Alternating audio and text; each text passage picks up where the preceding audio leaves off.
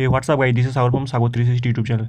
Guys, আজকে আমি তোমাদের দেখাবো কীভাবে তোমরা তোমাদের হাতে লেখা ওল্ড বার্থ সার্টিফিকেটকে ডিজিটাল বার্থ সার্টিফিকেটের জন্য আবেদন করবে, অ্যান্ড প্রসেসটা কি, কোন কোন ডকুমেন্টস লাগবে এবং কোথায় জমা দিতে হবে, সম্পূর্ণ প্রসেস বলবো। ভিডিওটা লাস্ট পর্যন্ত দেখতে থাকো। সব থেকে প্রথম তোমাদেরকে আগে দেখতে হবে তোমাদের ওল্ড বার্থ সার্টিফিকেটটা অলরেডি ডিজিটাল বার্থ সার্টিফিকেটে রূপান্তরিত হয়েছে কি হয়নি। সেই জন্য তোমাদেরকে সিম্পল গুগলে এসে জন্ম মৃত্যু লিখে সার্চ করতে হবে। তারপর সব থেকে প্রথম যে ওয়েবসাইটটা আসবে জন্মমৃত্যু.wp.gov.in, সিম্পল এটা ওপেন করবে।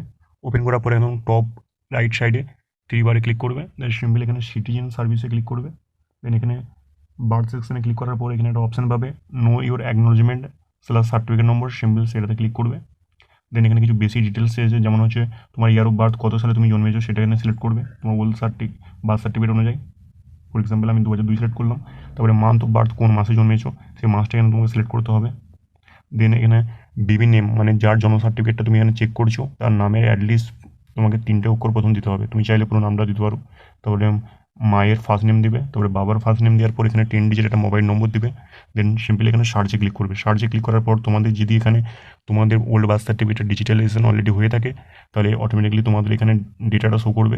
তার নাম, তোমার তার নাম, বাবার নাম, মায়ের নাম, অ্যান্ড এখানে অ্যাকনোলজমেন্ট নম্বর প্লাস সার্টিফিকেট নম্বর পেয়ে যাবে। এই সার্টিফিকেট নম্বরটা দিয়ে ইজিলি তোমরা তোমাদের ডিজিটাল বার্থ সার্টিফিকেটটা ডাউনলোড করে নিতে পারবে।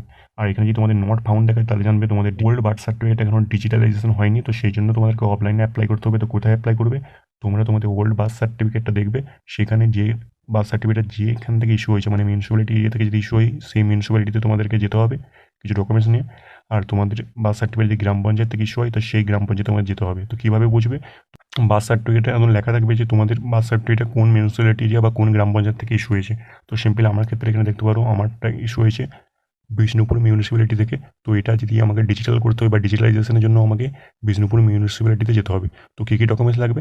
তো ডকুমেন্টসটা কাইন্ড অফ সব জায়গায় কিছু একটা দুটো ডকুমেন্টস এদিক ওদিক হতে পারে। তো ইন জেনারেল যে ডকুমেন্টসগুলো লিখে থাকে, তোমাদের ওল্ড যে বার্থ সার্টিফিকেট সেটা অরিজিনাল কপি, তার সাথে তোমার আধার কার্ড, যদি ভোটার কার্ড থেকে থাকে ভোটার কার্ড, অ্যান্ড যদি মাধ্যমিক অ্যাডমিট কার্ড থেকে থাকে মাধ্যমিক অ্যাডমিট কার্ড, অ্যান্ড তোমার বাবা মায়ের Aadhaar card and voter card,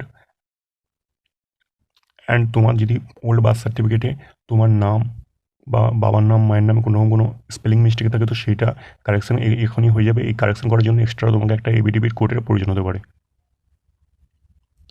আর তার সাথে তোমাদের রেশন কার্ডগুলো নিয়ে চলে যাবে ডিজিটাল যদি লাগে। আর এছাড়া যদি অন্য কোনো ডকুমেন্টস থাকে সরকারি, সেটাও তোমরা নিয়ে যেতে পারো।